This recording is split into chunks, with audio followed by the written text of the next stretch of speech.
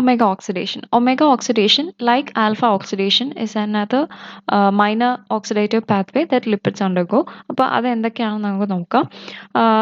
It's a minor fatty acid metabolism in some species of animals, and ഇവിടെ പേര് പോലെ തന്നെ it's the omega carbon that is undergoing oxidation. അപ്പോൾ എന്താണ് omega carbon എന്ന് പറയുന്നത്? അപ്പോൾ നമുക്കറിയാം ഒരു fatty acid മോയിറ്റിയിൽ എന്തുണ്ടാവും, ഒരു കാർബോക്സിലിക് ആസിഡ് ഗ്രൂപ്പ് ഉണ്ടാവും അല്ലേ. അപ്പോൾ അതിൻ്റെ തൊട്ടടുത്ത കാർബണിനെയാണ് ആൽഫ കാർബൺ എന്ന് വിളിക്കുന്നത്, അതിൻ്റെ അടുത്ത കാർബണിനെയാണ് ബീറ്റ കാർബൺ എന്ന് വിളിക്കുന്നത്. സോ ഇവിടെ ഒരു കാർബോക്സിലിക് ആസിഡ് ഗ്രൂപ്പ് ഉണ്ടാവും. And omega carbon is the farthest carbon, അല്ലെങ്കിൽ the most distant carbon from the functional group. അത് ഏത് കാർബൺ ആയിരിക്കും? ഈ അറ്റത്ത് ഉണ്ടാവുക എന്തായിരിക്കും? ഒരു മീഥൈൽ ഗ്രൂപ്പ് വെച്ചിട്ടായിരിക്കുമല്ലോ ഇവിടെ എൻഡ് ചെയ്യുന്നത്. So this carbon is known as the omega carbon. ഈ കാർബൺ, ഈ മീഥൈൽ ഗ്രൂപ്പിന്റെ കാർബണിനെയാണ് ഒമേഗ കാർബൺ എന്ന് വിളിക്കുന്നത്. So it is the omega carbon that is undergoing oxidation in omega oxidation. ഇത് സാധാരണഗതിയിൽ ഒരു മൈനർ കാറ്റബോളിക് പാത്വേ ആണ്. പക്ഷേ ഇത് ഒരു സമയത്ത് ഒരു പെർട്ടിക്കുലർ കണ്ടീഷൻ വന്നു കഴിഞ്ഞാൽ ഇത് മേജർ പാത്വേ ആയിട്ട് മാറും. അത് എന്ത് കണ്ടീഷനാണ്? When the beta oxidation in animals, that is the major oxidative pathway. Beta oxidation ആണ് മേജർ ആയിട്ടുള്ള ഓക്സിഡേറ്റീവ് പാത്വേ. ആ പാത്വേ എപ്പോഴാണോ ഡിഫക്റ്റീവ് ആവുന്നത്, എപ്പോഴെങ്കിലും ഡിഫക്റ്റീവ് ആയി കഴിഞ്ഞാൽ ഒമേഗ ഓക്സിഡേഷൻ ഒരു മേജർ പാത്വേ ആയിട്ട് മാറും. ഓക്കെ, അപ്പോൾ ഒമേഗ ഓക്സിഡേഷൻ എങ്ങനെയാണ് ഡിഫക്റ്റീവ് ആവുക? അതായത് ഒമേഗ ഓക്സിഡേഷനിൽ ഇമ്പോർട്ടൻ്റ് ആയിട്ടുള്ള ഒരു കാര്യമാണ് കാർനെറ്റിൻ എന്ന് പറയുന്നത്. We have seen about carnitine shuttle. Carnitine ഷട്ടിലിൻ്റെ റോൾ എന്താണ്? It helps in transport of the activated fatty acid to the mitochondrial matrix. അപ്പോൾ അത് ഡിഫക്റ്റീവ് ആയി കഴിഞ്ഞാൽ എന്താണ് പറ്റുക? ഫാറ്റി ആസിഡ്സ് മൈറ്റോകോൺഡ്രിയൽ മാട്രിക്സിൽ എത്തുന്നത് ഫെയിൽഡ് ആവും. അപ്പോൾ ബീറ്റ ഓക്സിഡേഷൻ നടക്കില്ല. ഇനി ഞാൻ ആദ്യമേ മൈനർ ഓക്സിഡേറ്റീവ് പാത്വേയിൽ പറഞ്ഞിരുന്നു. മൈനർ ഓക്സിഡേറ്റീവ് പാത്വേസ് ഒക്കെ എന്തിനാണ് അണ്ടർഗോ ചെയ്യുന്നത്? ഇപ്പോൾ ആൽഫ ഓക്സിഡേഷൻ ആണെങ്കിൽ ബ്രാഞ്ച്ഡ് ചെയിനായ അല്ലെങ്കിൽ ബീറ്റ ഓക്സിഡേഷൻ നടക്കാൻ സാധ്യതയില്ലാത്ത, അല്ലെ അത് ഡിഫിക്കൽട്ടായി മാറുന്ന അവസ്ഥയിൽ ആ ഫാറ്റി ആസിഡ്സ് ആദ്യം എവിടേക്കാണ് എൻട്രി? ആൽഫ ഓക്സിഡേഷനിലേക്ക് പോകും. എന്നിട്ട് ബീറ്റ ഓക്സിഡേഷനിലേക്ക് കടക്കാൻ പറ്റുന്ന രീതിയിലുള്ള ഒരു പ്രോഡക്റ്റ് ആണ് അതിൽ നിന്ന് ഫോം ചെയ്യുക. അത് എന്നിട്ട് ബീറ്റ ഓക്സിഡേഷനിലേക്ക് പോകും. ഇവിടെയും അത് തന്നെയാണ്. ഒമേഗ ഓക്സിഡേഷൻ അണ്ടർഗോ ചെയ്തിട്ട് പിന്നെ കിട്ടുന്ന പ്രോഡക്ട്സിന് എവിടേക്ക് പോവാം? ബീറ്റ ഓക്സിഡേഷനിലേക്ക് പോകാം. ബീറ്റ ഓക്സിഡേഷൻ ഡിഫക്റ്റീവ് അല്ലാത്ത ആനിമൽസിൽ അങ്ങനെ പോവാം. ഇനി ബീറ്റ ഓക്സിഡേഷൻ ഡിഫക്റ്റീവ് ആണെങ്കിൽ primary source of lipid degradation is omega oxidation. Okay. ഇനി കാർനെറ്റിൻ ഡിഫക്റ്റീവ് ആണെങ്കിൽ എവിടേക്ക് പോവാം? Beta oxidation. പെറോക്സിസോമൽ ബീറ്റ ഓക്സിഡേഷനും പോവാം. കാരണം പെറോക്സിസോമലും ബീറ്റ ഓക്സിഡേഷൻ നടക്കുന്നുണ്ട്. മൈറ്റോകോൺഡ്രിയയിൽ നടക്കുന്ന പോലെ തന്നെ പെറോക്സിസോമലും ബീറ്റ ഓക്സിഡേഷൻ നടക്കുന്നുണ്ട്. എനിവേ ഒമേഗ ഓക്സിഡേഷൻ കഴിഞ്ഞ് കിട്ടുന്ന ഫാറ്റി ആസിഡ്സും ബീറ്റ ഓക്സിഡേഷൻ അണ്ടർഗോ ചെയ്യാൻ പിന്നെ പോകും. എനിവേ അപ്പം ബീറ്റ ഓക്സിഡേഷൻ ഡിഫക്റ്റീവ് ആയിട്ടുള്ള സമയത്താണ് മൈനറായിട്ട്, സാധാരണഗതിയിൽ മൈനറായിട്ടുള്ള omega oxidation major oxidative pathway ആയിട്ട് മാറുന്നത്. ഇനി ഒമേഗ ഓക്സിഡേഷന് വേണ്ടുന്ന എൻസൈംസ് ലൊക്കേറ്റ് ചെയ്തിരിക്കുന്നത് smooth endoplasmic reticulum of kidney and liver സെൽസിലാണ്. അപ്പോൾ അതിൻ്റെ അർത്ഥം എന്താ? ഒമേഗ ഓക്സിഡേഷൻ നടക്കുന്ന സൈറ്റ്സ് എന്ന് പറയുന്നത് in the smooth endoplasmic reticulum of liver and kidney സെല്ലാണ്. ദെൻ സബ്സ്ട്രേറ്റ്, എന്ത് തരം ഫാറ്റി ആസിഡ്സ് ആണ് ഒമേഗ ഓക്സിഡേഷൻ അണ്ടർഗോ ചെയ്യുന്നതെന്ന് ആദ്യം പറഞ്ഞിരുന്നു. That is medium chain fatty acids ആണ് അണ്ടർഗോ ചെയ്യുന്നതെന്ന് പറഞ്ഞു. Fatty acids with 10 to 12 carbon atoms. ഇനി ഇത് കഴിഞ്ഞ് കിട്ടുന്ന എൻഡ് പ്രോഡക്റ്റ് എന്താണ്? ഡൈ കാർബോക്സിലിക് ആസിഡ്സ് ആണ് പ്രൊഡ്യൂസ് ചെയ്യുന്നതെന്ന് പറഞ്ഞു. What you mean by dye carboxylic acid? നമുക്കറിയാം സാധാരണഗതിയിൽ ഒരു കാർബോക്സിലിക് ആസിഡിന് ഒരു ഫങ്ഷണൽ ഗ്രൂപ്പ് ഉണ്ടാവും അല്ലേ. കാർബോക്സിലിക് ആസിഡിന്റെ ഫങ്ഷണൽ ഗ്രൂപ്പ് എന്താ? കാർബോക്സിലിക് ഗ്രൂപ്പാണ് അല്ലേ, COOH. അപ്പം സാധാരണഗതിയിൽ ഇതിൻ്റെ എൻഡിൽ ഒരു COH ഉണ്ടാവും. ആൻഡ് ഇതിനെയാണ് മോണോകാർബോക്സിലിക് ആസിഡ് എന്ന് വിളിക്കുക. And if another functional group is also present, if another carboxyl group is also present, that fatty acid can be called as a dicarboxylic acid.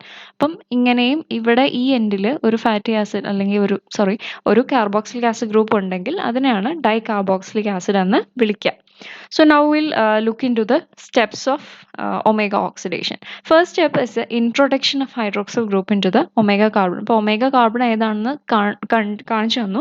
അപ്പോൾ ആ ഒമേഗ കാർബണിലേക്ക് ഒരു ഹൈഡ്രോക്സിൽ ഗ്രൂപ്പ് എന്താണ്? OH group. അതിനെയാണ് ആദ്യമായിട്ട് introduce ചെയ്യാൻ പോകുന്നത് first സ്റ്റെപ്പിൽ. And this reaction is catalysed by mixed function oxidases. Mixed function oxidase എന്ന് പറയുന്ന എൻസൈംസ് ആണ് ഹൈഡ്രോക്സിൽ ഗ്രൂപ്പിനെ ഒമേഗ കാർബണിലേക്ക് ഇൻട്രൊഡ്യൂസ് ചെയ്യുന്നത്. അപ്പം ഇതാണ് ഒമേഗ കാർബൺ. ഈ റെഡ് കളറിൽ കാണിച്ചിരിക്കുന്ന CH3 ഈ C ആണ് ഒമേഗ കാർബൺ എന്ന് പറയുന്നത്. ആൻഡ് ഒമേഗ കാർബണിലേക്ക് എന്താണ് ചെയ്യുക? അത് ഇവിടെ നോക്കുക, ഒരു OH ഗ്രൂപ്പിനെ ആഡ് ചെയ്യാണ് അവസാനം ചെയ്തിരിക്കുന്നത്. And this is catalysed by mixed function oxidase. അപ്പോൾ ഇത് ഓക്സിഡേഷൻ ആണ് നടത്തുന്നത്, ബിക്കോസ് ഇവിടെ ഓക്സിജൻ ആണ് ആഡ് ചെയ്യുന്നത്. അപ്പോൾ നമുക്ക് എന്ത് വേണം? ഓക്സിജൻ ഇവിടെ കിട്ടണം. So we require A half O2. ഈ ഹാഫ് O2 ലിബറേറ്റ് ചെയ്യുന്നത് മറ്റൊരു കോംപ്ലക്സ് റിയാക്ഷന്റെ ബൈ പ്രോഡക്റ്റ് ആയിട്ട് ലിബറേറ്റ് ചെയ്ത് വരുന്ന ഓക്സിജൻ ആണ് ഇവിടെ ഉപയോഗിക്കുന്നത്. And that reaction involves cytochrome P450 and NADH. ഇത് രണ്ടും ഇൻവോൾവ് ചെയ്യുന്ന മറ്റൊരു കോംപ്ലക്സ് റിയാക്ഷന്റെ ബൈ പ്രോഡക്റ്റ് ആയിട്ട് ഇവോൾവ് ചെയ്യുന്ന ഹാഫ് O2 ആണ് ഇവിടെ ഉപയോഗിക്കുന്നത്. Okay, so after this oxidation a hydroxyl group is attached to the omega carbon and that product will be known as fatty omega hydroxy acid. Now we'll move on to the next step, that is oxidation of the hydroxyl group to an aldehyde. ഇപ്പം introduce ചെയ്ത omega കാർബണിലേക്ക് introduce ചെയ്ത hydroxyl ഗ്രൂപ്പിനെ oxidise ചെയ്യുന്നു വീണ്ടും. എന്നിട്ട് അതിനെ എന്താക്കി മാറ്റുന്നു? ആൽഡിഹൈഡ് ആക്കി മാറ്റുന്നു. അപ്പം ആൽക്കഹോൾ ഡീഹൈഡ്രോജിനേസ് എന്ന് പറയുന്ന എൻസൈം ആണ് ഈ ഓക്സിഡേഷൻ പെർഫോം ചെയ്യുന്നത്. Oxidation of hydroxyl group to aldehyde എന്ന് പറയുന്ന ഫംഗ്ഷൻ പെർഫോം ചെയ്യുന്ന എൻസൈം ആണ് ആൽക്കഹോൾ ഡീഹൈഡ്രോജിനേസ്. അപ്പോൾ ഓക്സിഡേഷൻ ആണെന്ന് പറഞ്ഞു, അപ്പം അവിടെ റിമൂവൽ ഓഫ് ഹൈഡ്രജൻ ആണ് നടക്കുന്നത്. അതുകൊണ്ടാണ് ആ എൻസൈമിനെ എന്ത് വിളിക്കുന്നത്? ഡീഹൈഡ്രോജിനേസ് എന്ന് വിളിക്കുന്നത്. അപ്പം നമുക്ക് നോക്കാം. അപ്പോൾ ഈ പ്രോഡക്റ്റ് ആണ് നമുക്ക് ആദ്യം ഫസ്റ്റ് സ്റ്റെപ്പ് കഴിഞ്ഞപ്പോൾ കിട്ടിയ പ്രോഡക്റ്റ് ആണ് ഇത് എന്ന് പറയുന്നത്, that is fatty omega hydroxy acid. അപ്പോൾ ആൽക്കഹോൾ ഡീഹൈഡ്രോജിനേസ് എന്ന് പറയുന്ന എൻസൈം അതെന്താ ചെയ്യുന്നത്? ഹൈഡ്രജനെ റിമൂവ് ചെയ്യാണ് ചെയ്യുക, അല്ലേ? So we need hydrogen acceptor അല്ലെങ്കിൽ ഇലക്ട്രോൺ അക്സെപ്റ്ററിനെ നമുക്ക് ആവശ്യമുണ്ട്. And in this case it is NAD+. And after the removal of these 2 hydrogen, ഈ 2 ഹൈഡ്രജനും ഇവിടുന്ന് പോകും. അപ്പോൾ ഇവിടെ ഡബിൾ ബോണ്ട് ഫോം ചെയ്യും. ആ ഡബിൾ ബോണ്ടാണ് ഈ കാണിച്ചിരിക്കുന്നത്. അപ്പം CHO അതെന്താണ്? ആൽഡിഹൈഡ്. CHO ഗ്രൂപ്പായിട്ട് മാറുകയാണ് ചെയ്യുന്നത്. അപ്പോൾ ആ 2 ഹൈഡ്രജനെ റിമൂവ് ചെയ്ത് കളയുന്നതിനെ അക്സെപ്റ്റ് ചെയ്യാൻ ഇവിടെ ഹൈഡ്രജൻ അക്സെപ്റ്റർ വേണം, that is NAD+. NAD+ is converted to NADH and H+. Okay, so ഇവിടെ ഒരു ആൽഡിഹൈഡ് ഗ്രൂപ്പ് ഫോം ചെയ്യുന്നു. And we call this product as fatty omega aldo acid because we have an aldehyde group as well as a carboxylic acid group. അപ്പോൾ ഇതാണ് second step. ഇനി third സ്റ്റെപ്പിൽ നടക്കുന്നത് it is oxidation of aldehyde group to carboxylic acid. ഇപ്പോൾ നമ്മൾ ആദ്യത്തെ hydroxyl ഗ്രൂപ്പിനെ oxidise ചെയ്ത് ആൽഡിഹൈഡ് ഗ്രൂപ്പ് ആക്കി വെച്ചിട്ടുണ്ട്. ആ ആൽഡിഹൈഡ് ഗ്രൂപ്പിനെ വീണ്ടും ഓക്സിഡൈസ് ചെയ്തിട്ട് എന്താക്കി മാറ്റുന്നു? അതിനെ ഒരു കാർബോക്സിലിക് ആസിഡ് ഗ്രൂപ്പായിട്ട് മാറ്റുകയാണ് ചെയ്യുക. അപ്പോൾ ഇവിടെ അത് പെർഫോം ചെയ്യാൻ വരുന്നത് ആൽഡിഹൈഡ് ഡീഹൈഡ്രോജിനേസ് എന്ന് പറയുന്ന എൻസൈമാണ്.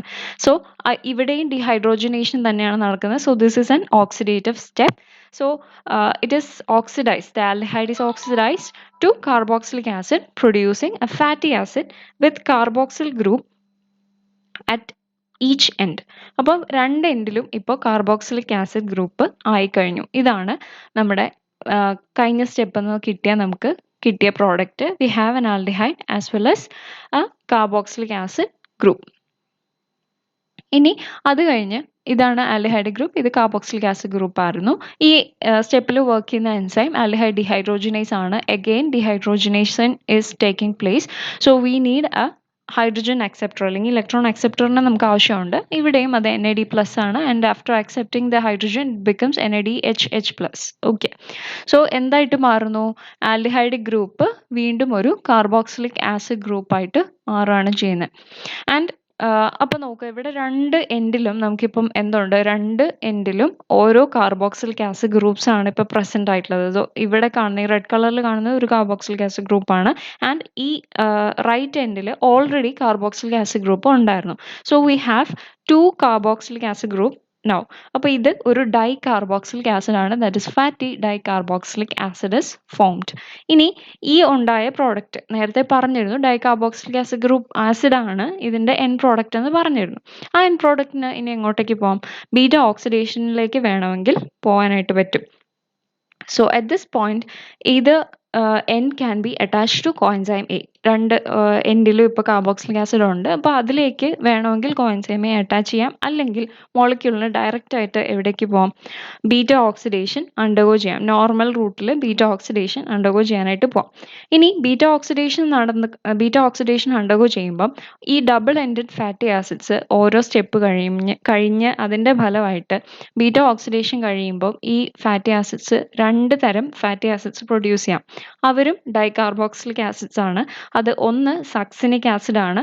അതിന് നേരെ പോയിട്ട് സിട്രിക് ആസിഡ് സൈക്കിളിലേക്ക് എൻ്റർ ചെയ്യാം. ബിക്കോസ് സക്സിനിക് ആസിഡിലേക്ക് ഒരു കോഎൻസൈം എയും കൂടെ ആഡ് ചെയ്ത് അതെന്തായി സക്സിനൈൽ കോഎൻസൈം എ ആയിട്ട് മാറി. അപ്പോൾ അതിന് ഡയറക്റ്റ് ആയിട്ട് സിട്രിക് ആസിഡ് സൈക്കിളിലേക്ക് പോവാം. ഇനി രണ്ടാമത്തെ dicarboxylic acid produced from the beta oxidation of the omega oxidation product is adipic acid. അപ്പം ഒമേഗ ഓക്സിഡേഷൻ കഴിഞ്ഞ് കിട്ടിയ ഡൈകാർബോക്സിലിക് ആസിഡ് ബീറ്റ ഓക്സിഡേഷൻ അണ്ടർഗോ ചെയ്താൽ 2 പ്രോഡക്ട്സ് ഫോം ചെയ്യാൻ പറ്റും. ഒന്ന് സക്സിനിക് ആസിഡും രണ്ടാമത്തത് അഡിപ്പിക് ആസിഡുമാണ്. സക്സിനിക് ആസിഡിന് നേരെ എവിടേക്ക് പോകാം, സിട്രിക് ആസിഡ് സൈക്കിളിലേക്ക് പോകാം. അപ്പം ഇതാണ് സക്സിനിക് ആസിഡ്. ഇവിടെയും നമുക്ക് കാണാൻ പറ്റും dicarboxylic acids ആണ്. രണ്ട് എൻഡിലും കാർബോക്സിലിക് ആസിഡ് ഗ്രൂപ്പ് ഉണ്ട്. And adipic acid is also another dicarboxylic acid. ഇവിടെയും നമുക്ക് 2 കാർബോക്സിലിക് ആസിഡ് ഗ്രൂപ്പിനെ കാണാനായിട്ട് പറ്റും. Here it is and this is another group. അപ്പം ഇതാണ് ഒമേഗ ഓക്സിഡേഷൻ്റെ പ്രോസസ്സുകൾ 3 സ്റ്റെപ്സ് ആണ് ഇൻവോൾവ് ചെയ്തിരിക്കുന്നത്. ആദ്യം ഹൈഡ്രോക്സിൽ ഗ്രൂപ്പിനെ ഇൻട്രൊഡ്യൂസ് ചെയ്യും, അതിനെ ആൽഡിഹൈഡ് ആക്കി മാറ്റും, പിന്നെ അതിനെ കാർബോക്സിലിക് ആസിഡ് ഗ്രൂപ്പ് ആക്കി മാറ്റുകയാണ് ചെയ്യുക. Now we look into the significance of omega oxidation.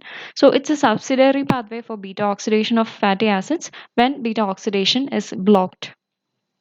Beta oxidation block ചെയ്തിരിക്കുന്ന സമയത്ത് അല്ലെങ്കിൽ ബീറ്റ ഓക്സിഡേഷൻ നടക്കാതെ വരുന്ന ഒരു സമയത്ത് നടക്കുന്ന കാര്യമാണ് ഒമേഗ ഓക്സിഡേഷൻ എന്ന് പറയുന്നത്. It is observed that omega and omega 1 oxidation of fatty acids are related to energy metabolism in laboratory animals such as musk shrews and Mongolian gerbils.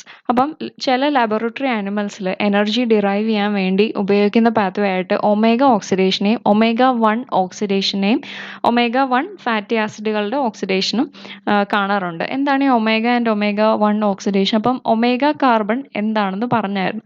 അപ്പം ഇവിടെ COH ഉണ്ടെങ്കിൽ ഈ കാർബണാണ് ഒമേഗ കാർബൺ എന്ന് പറഞ്ഞു അല്ലേ. ഇതാണ് അപ്പോൾ ഒമേഗ കാർബണിന്റെ തൊട്ടടുത്തിരിക്കുന്ന കാർബണാണ് എന്ത് കാർബൺ? Omega 1 carbon. അപ്പോൾ ഒമേഗ 3 ഫാറ്റി ആസിഡ് അല്ലെങ്കിൽ ഒമേഗ 6 ഫാറ്റി ആസിഡ് എന്നൊക്കെ പറഞ്ഞിട്ട് കേട്ടിട്ടുണ്ട്.